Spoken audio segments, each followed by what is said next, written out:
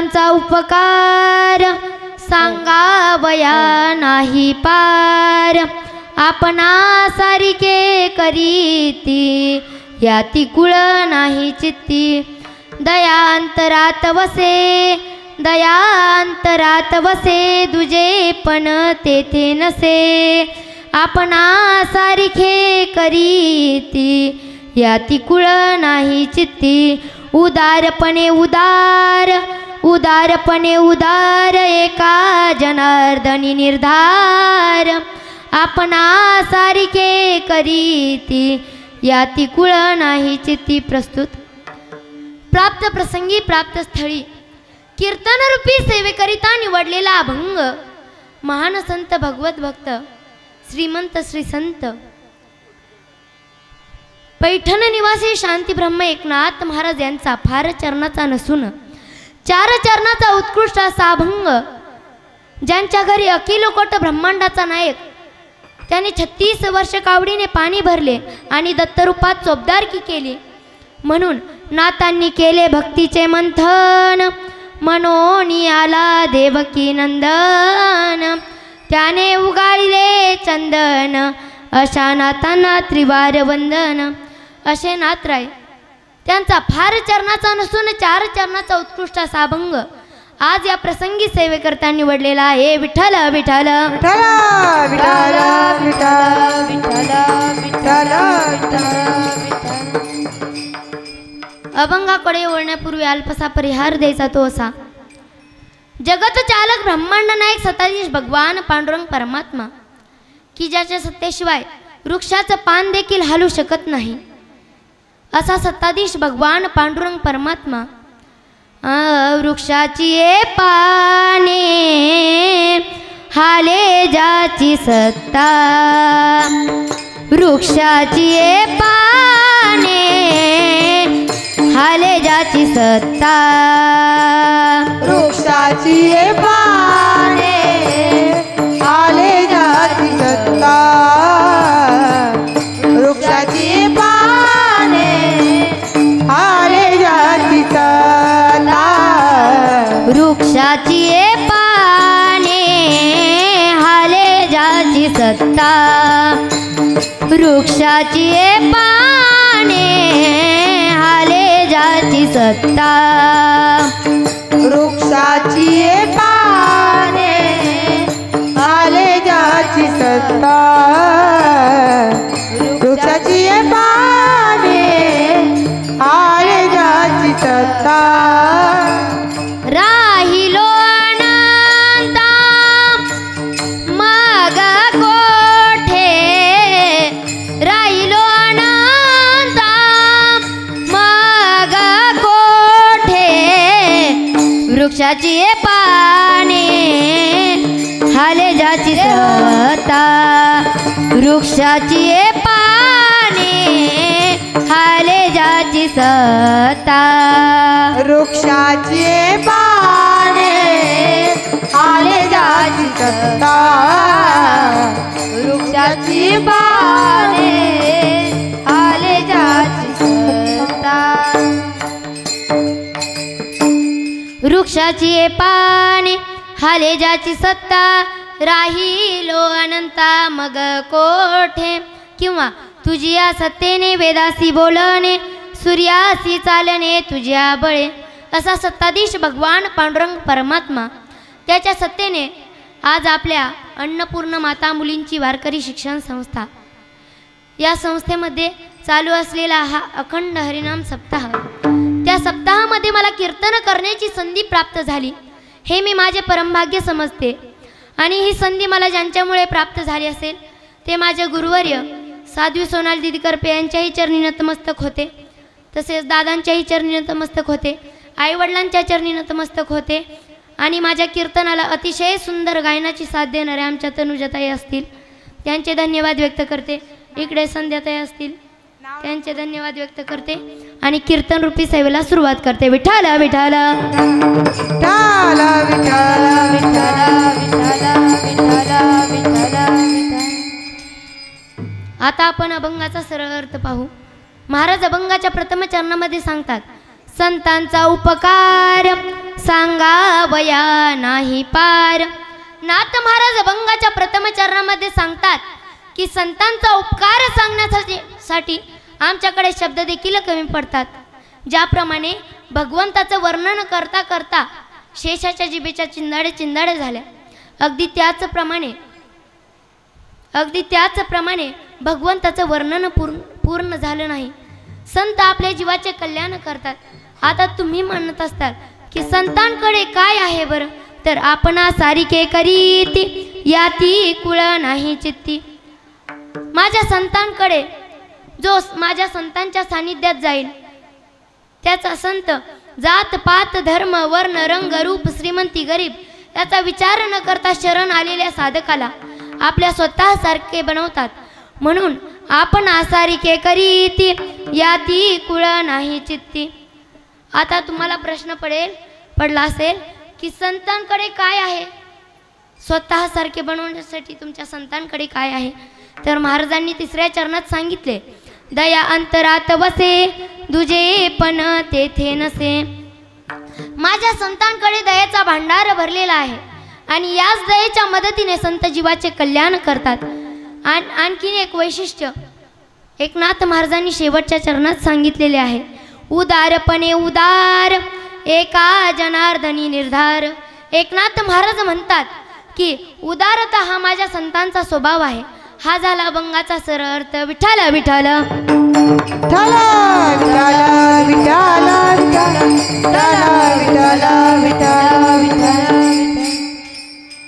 चिंतनाला सुरुवात करण्या अगोदर अनुबंध चतुष्टय हा फार महत्त्वाचा असतो. अधिकार, विषय, संबंध आणि प्रयोजन हे 4 मुद्दे महत्त्वाचे आहेत. पहा, विठ्ठल विठ्ठल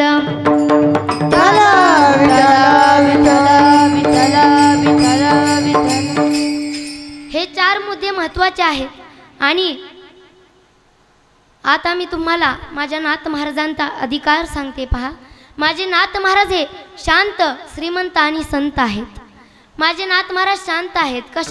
कशावरून, तर माझ्या नाथ महाराजांना माझ्या नाथ महाराजांच्या अंगावरती यवन 108 वेळा थुंकला तरीसुद्धा त्याने प्रसाद देऊन मुक्त केलं. यवन अंगावरी थुंकला, यवन अंगावरी थुंकला, यवन अंगावरी थुंकला, यवन अंगावरी थुंकला, यवन अंगावरी थुंकला, यवन अंगावरी थुंकला, यवन अंगावरी थुंकला, यवन अंगावरी थुंकला. प्रसाद देवोनी मुक्त केला, प्रसाद देवोनी मुक्त केला, प्रसाद देवोनी मुक्त केला, यवन अंगावरी थुंकला, यवन अंगावरी थुंकला, यवन अंगावरी थुंकला, यवन अंगावरी थुंकला, यवन अंगावरी थुंकला, यवन अंगावरी थुंकला, यवन अंगावरी थुंकला, अंगावरी थुंकला.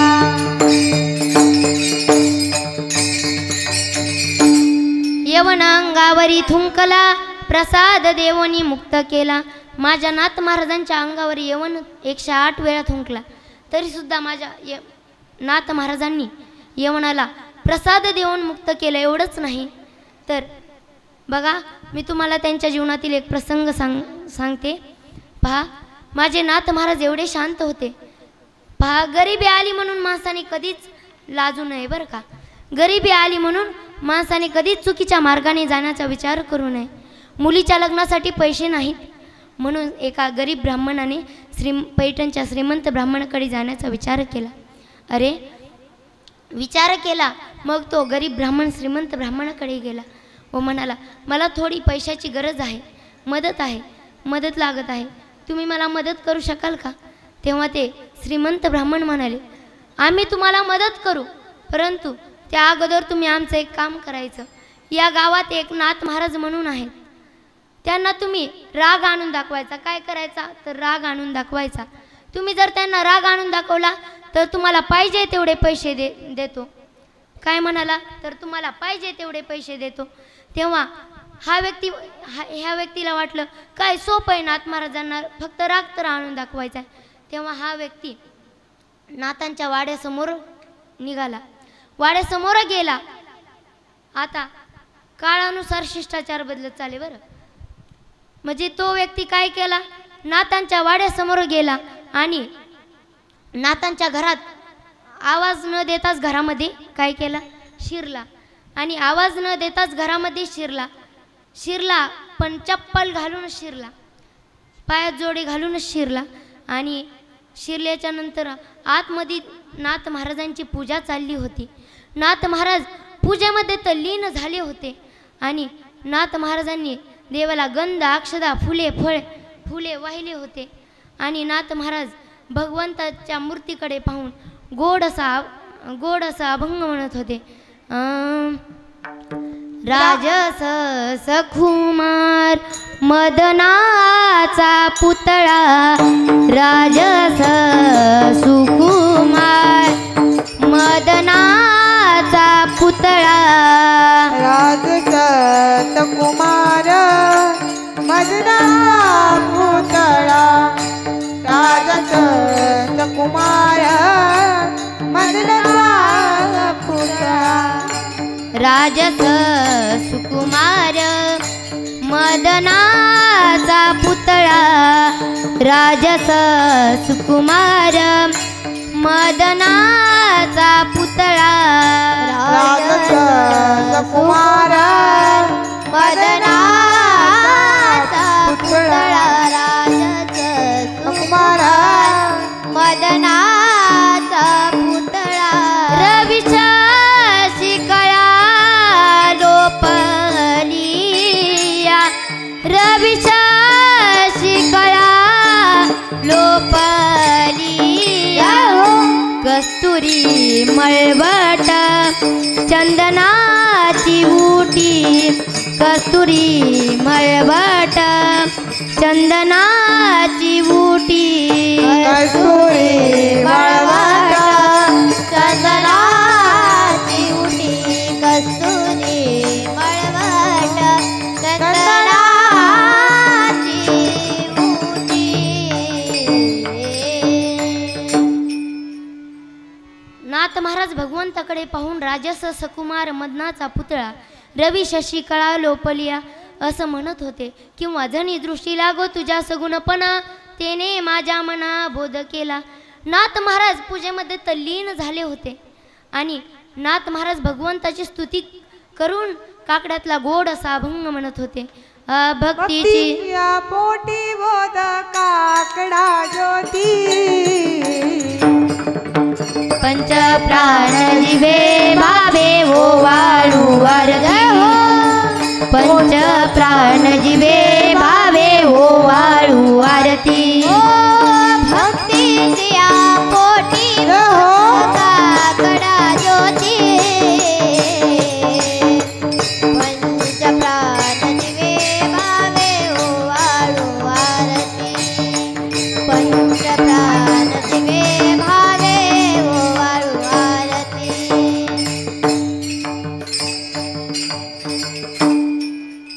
नाथ महाराज म्हणत होते, भक्तीच्या पोटी बोध काकडा ज्योती असं म्हणत नाथ महाराज पूजेमध्ये खूप तल्लीन झाले होते.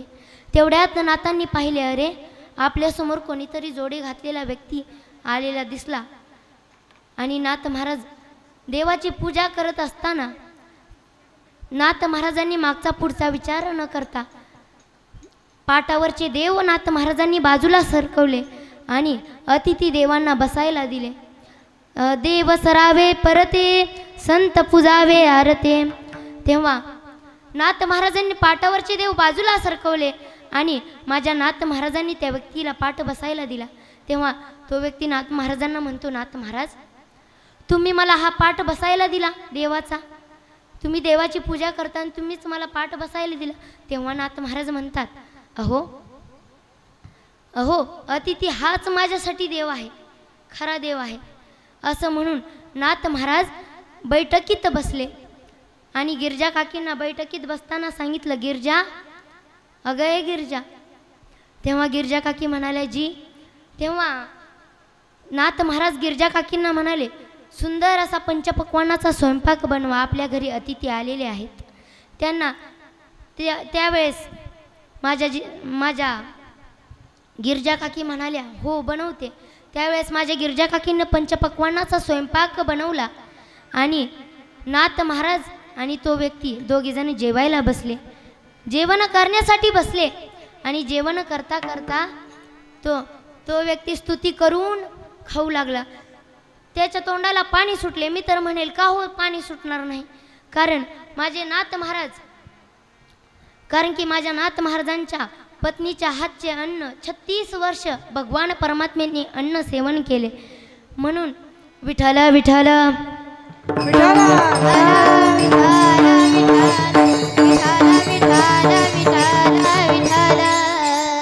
त्या गिरजा काकी किती धन्य असतील हो.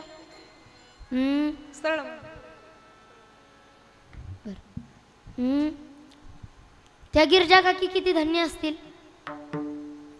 ऐका भारतीय स्त्रीचे महिमान, देव खातो ज्याच्या हातीचे अन्न, किती असेल त्यांचे पुण्य.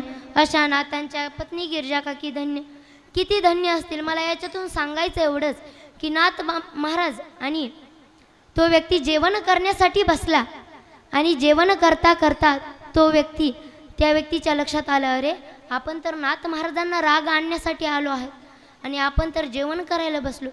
त्यावेळेस गिरजा काकी खीर वाढण्यासाठी आल्या आणि त्या व्यक्तीने ताटावरचा उठला व गिरजा काकींच्या पाठीवर जाऊन बसला आणि पाठीवर जाऊन बसला. तेव्हा नाथ महाराजांना कसं वाटलं असेल. आपलीच पत्नीचं उदाहरण घ्या. आपली जर पत्नी त्या जागेवर असती तर तुम्ही किती शिव्या घातल्या असत्या, खूप शिव्या घातल्या असत्या, त्याला मारलं असतं, असं तुम्ही खूप केलं असतं. परंतु माझ्या नाथ महाराजांनी तसं केलं नाही. माझे नाथ महाराजांनी गिरजा काकींना म्हणाले, अगे गिरजा जरा सांभाळून वाढा बरं, कारण की तुमच्या पाठीवर खूप मोठं ओझं आहे. माझ्या गिरजा काकी तेवढ्याच महान होत्या बरं. त्या म्हणाल्या, तेवढ्याच अधिकाराच्या होत्या. त्या म्हणाल्या, अहो तुम्ही काळजीच करू नका, मला असे हरिपंडित सांभाळण्याची सवय आहे. विठ्ठल विठ्ठल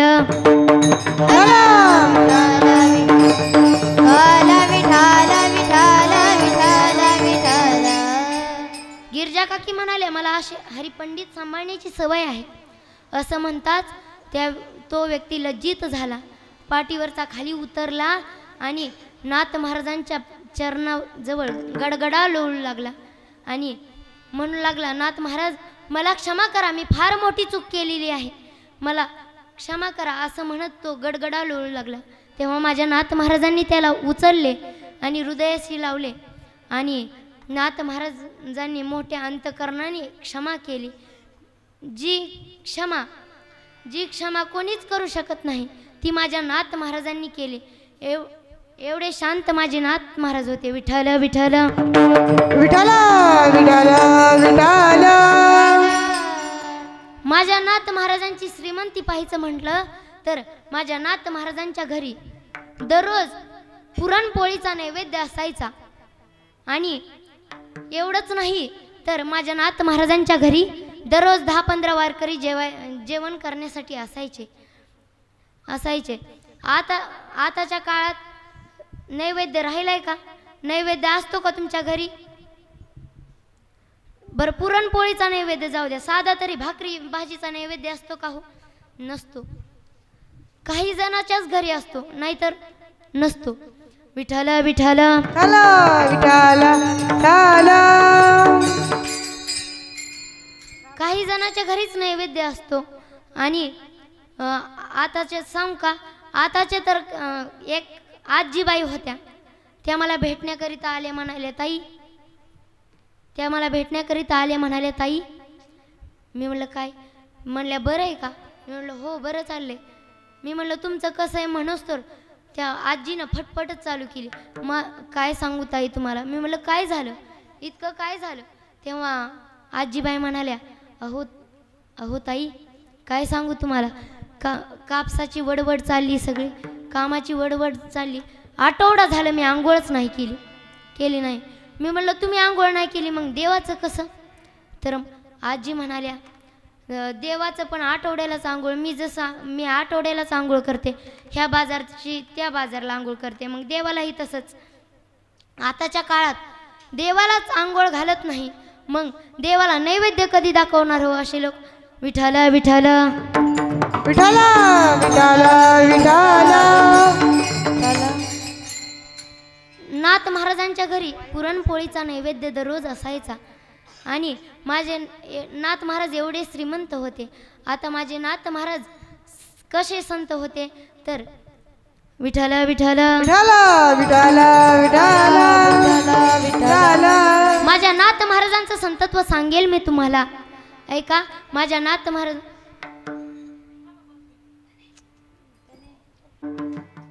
विठ्ठल विठ्ठल विठ्ठल विठ्ठल विठ्ठल. माझ्या नाथ महाराजांचं संतत्व सांगेल मी तुम्हाला. माझ्या नाथ महाराज असे संत होते की त्यांच्या अंकित भगवंत तेच खरे संत. आणि ते संत नाथ महाराज अभंगाच्या प्रथम चरणामध्ये काय सांगतात?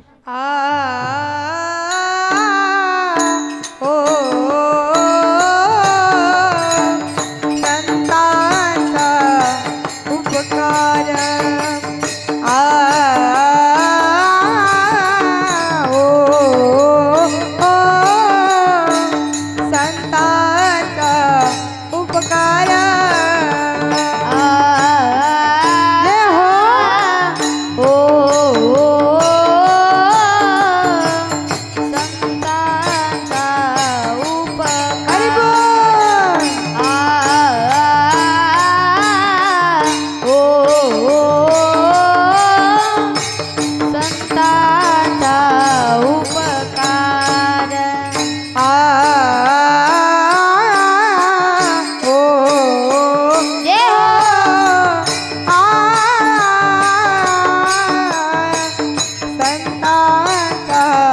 उपकार.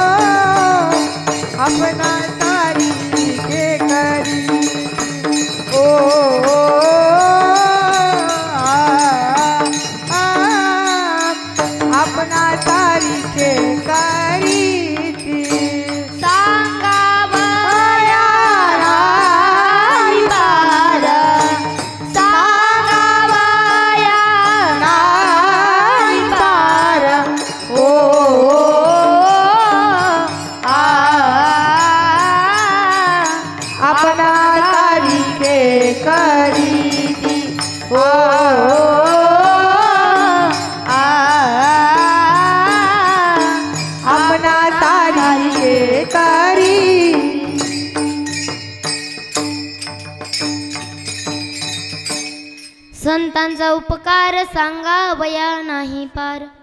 नाथ महाराज अभंगाच्या प्रथम चरणात सांगतात की संतांचे उपकार सांगण्यासाठी आमच्याकडे शब्द देखील कमी पडतात. पहा, आता मी तुम्हाला उपकार या शब्दावर बोलणार आहे. माझ्या संतांचे उपकार एवढे आहेत की त्यांचे शब्दामध्ये मांडणे शक्य नाही. पहा, आता तुम्ही म्हणता कोण होते तुमचे संत, काय केलं त्या संतांनी, तर ऐका.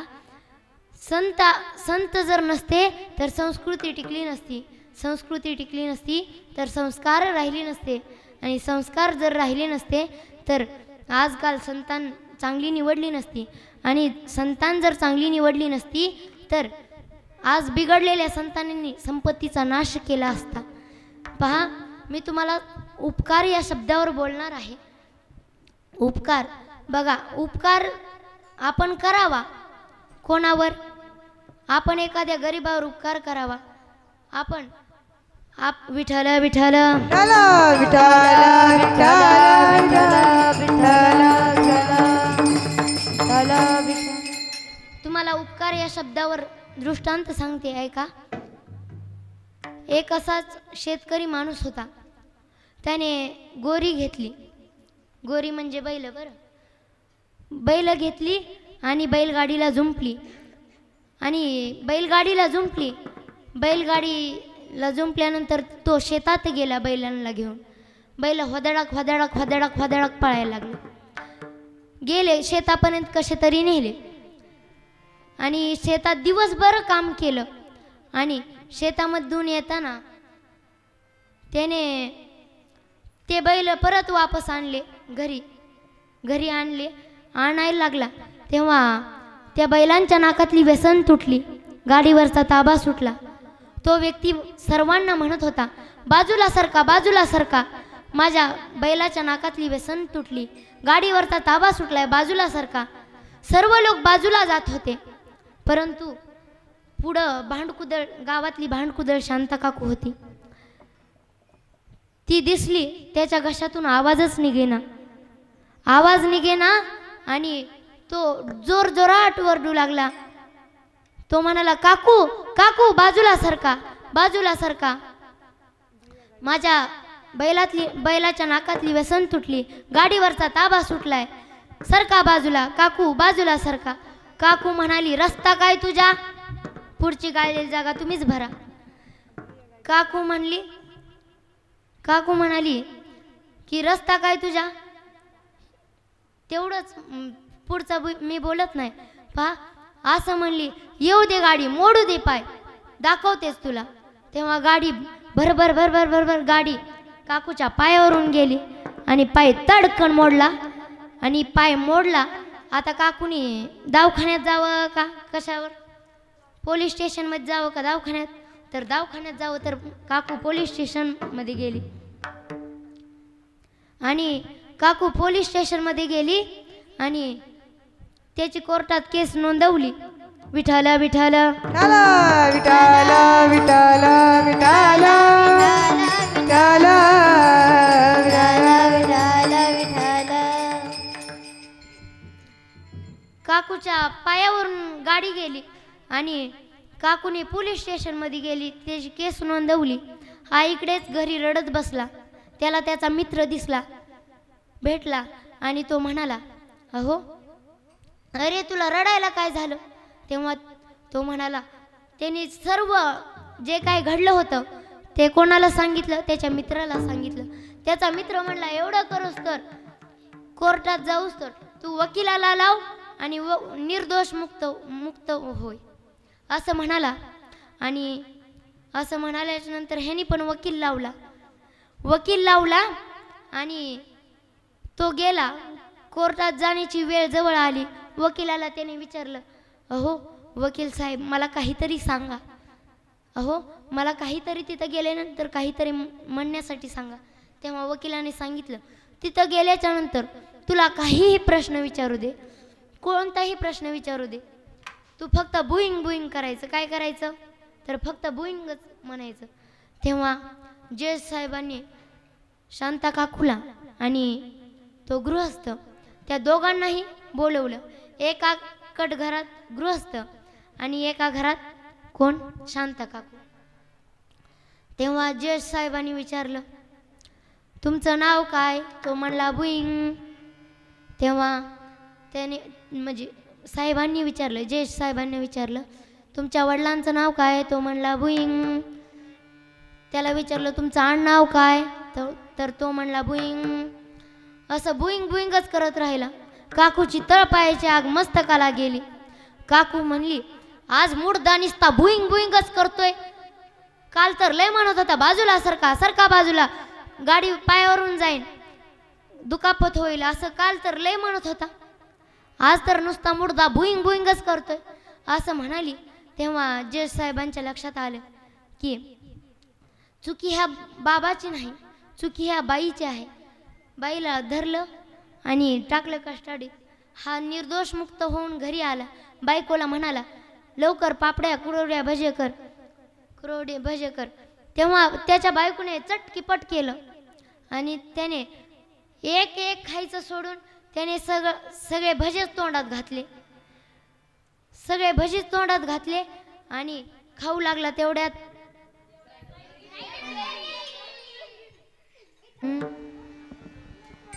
विठाला विठाला विठाला विठाला विठाला. त्याने भजे खायला सुरुवात केली. तेवढ्यात ज्या वकिलाने त्याचा निर्दोष मुक्त करून दिला तो वकील त्याच्या दारात उभा. तो त्याला म्हणला आमच्या पैशाचं काय. तो म्हणला बुईंग. कीर्तन झाल्यावर तुम्ही मला बुईंग करू नका, माहित झालं. विठाला विठाला विठाला विठाला. असे काही लोक असतात की ज्यानं उपकार केला त्याची फेड अपकाराने करतात, परंतु माझे संत तसे नाहीत. तर संत कसे आहेत तर विठाला विठाला विठाला विठाला विठाला विठाला विठाला.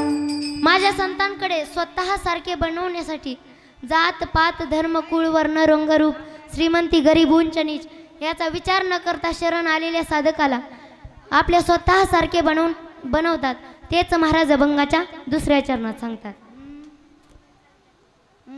आपणा सारिके सारिके करीती, आपणा सारिके सारिके करीती, आपणा सारिके सारिके करीती, आपणा सारिके सारिके करीती. जय हो. आपणा सारिके हरी बोल. सारिके करीती, आपणा सारिके सारिके करीती, आपणा सारिके सारिके करीती, आपणा सारिके सारिके करीती. याती कुळा नाही चिती, याती कुळा नाही चिती, आपणा सारिके सारिके करीती, आपणा सारिके सारिके करीती. याती कुळा नाही चिती, याती कुळा नाही चिती, आपणा सारिके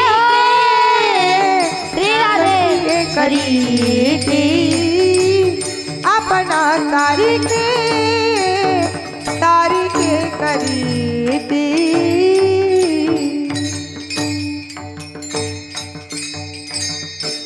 विठोबा रखुमाई, विठोबा रखुमाई, विठोबा रखुमाई, विठोबा रखुमाई, विठोबा रखुमाई, विठोबा रखुमाई, विठोबा रखुमाई, विठोबा रखुमाई, विठोबा रखुमाई. विठोबा रखुमाई.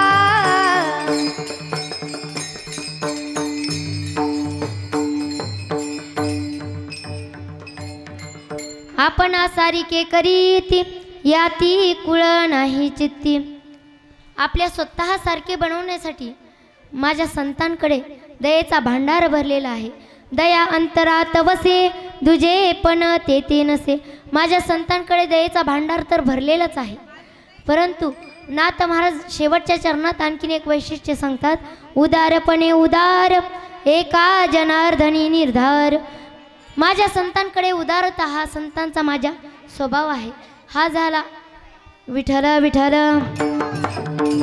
विठ्ठल विठ्ठल विठ्ठल विठ्ठल विठ्ठल. झालेली सेवा माझे गुरुवर्य साध्वी सोनाली दिदी करपे यांच्याही चरणी नतमस्तक होते. दादांच्या चरणी नतमस्तक होते. आई वडिलांच्या चरणी नतमस्तक होते. कल्याण स्वामी महाराजांच्या चरणी नतमस्तक होते. आणि सेवेला पूर्ण विराम देते. ज्ञानेश्वर माऊली ज्ञानराज तुकाराम ज्ञानेश्वर माऊली